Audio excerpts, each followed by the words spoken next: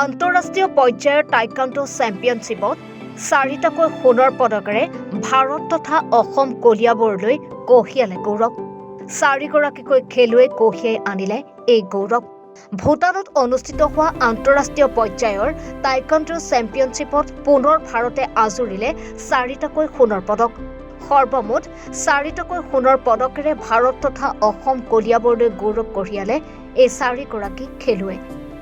এই চেম্পিয়নশ্বিপতে best instructor award 2025 লাভ কৰে আন্তঃৰাষ্ট্ৰীয় টাইকাণ্ডো খেলুৱৈ প্ৰশিক্ষক পৰশজ্যোতি দাসে।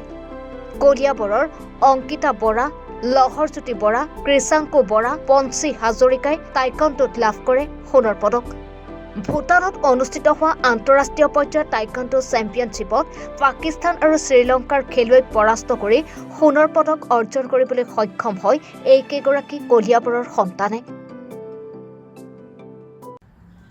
5th all sports international championship আছিলে আমাৰ যোৱা 21 তাৰিখৰ পৰা আৰম্ভ হৈছিলে। তো যোৱাকালি আমাৰ 4গৰাকী ছাত্ৰ ছাত্ৰীয়ে মেডেল ল'বলৈ সক্ষম হৈছে, ভাৰতৰ বাবে মেডেল লৈ আহিছে।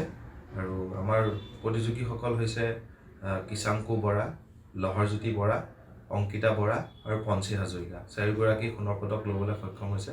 ইয়াত বিভিন্ন দেশে অংশগ্ৰহণ কৰিছিলে আৰু আমাৰ গেমখন ভূটানৰ ফেঞ্চলিঙত হৈছিলে। আৰু আমি বৰ্তমানে এই খবৰটো ৰাইজক দিবলৈ পাই অতিশয় সুখী।